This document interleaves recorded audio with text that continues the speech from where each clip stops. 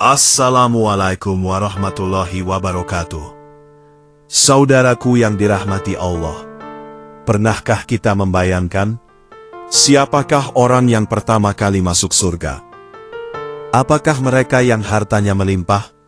Apakah mereka yang hidupnya serba berkecukupan? Ataukah justru mereka yang di dunia hidup dalam kekurangan, namun hatinya penuh ketaatan?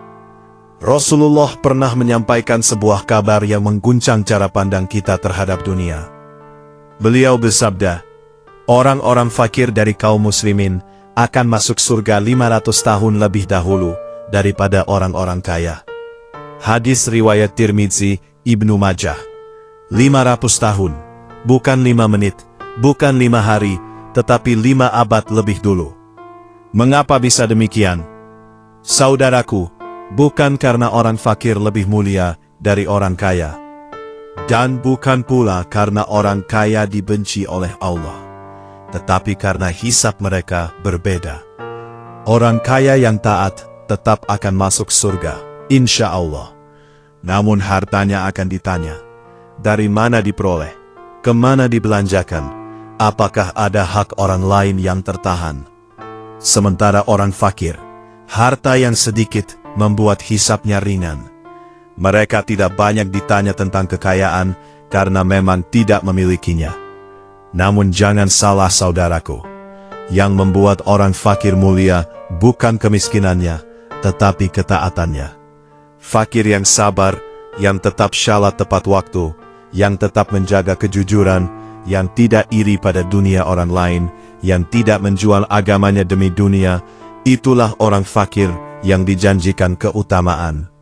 Rasulullah juga bersabda, "Ya Allah, hidupkanlah aku dalam keadaan miskin, wafatkanlah aku dalam keadaan miskin, dan kumpulkan aku bersama orang-orang miskin." Hadis riwayat Tirmidzi. Bukan karena miskin itu tujuan, tetapi karena orang-orang miskin yang taat seringkali lebih dekat hatinya kepada Allah. Mereka tidak punya banyak sandaran dunia, sehingga Allah lah satu-satunya tempat bergantung. Saudaraku, di dunia ini, orang kaya sering terlihat mulia, orang fakir sering terabaikan. Namun di akhirat, ukuran kemuliaan dibalikan. Allah berfirman, "Sesungguhnya yang paling mulia di antara kalian, di sisi Allah, adalah yang paling bertakwa." Quran Surat Al-Hujurat, ayat 13. Bukan yang paling kaya, bukan yang paling terkenal, tetapi yang paling bertakwa. Jika hari ini kita diuji dengan kefakiran, jangan berkecil hati. Bisa jadi itu cara Allah meringankan langkah kita menuju surga. Ini kita diberi kelapangan harta, jangan merasa aman.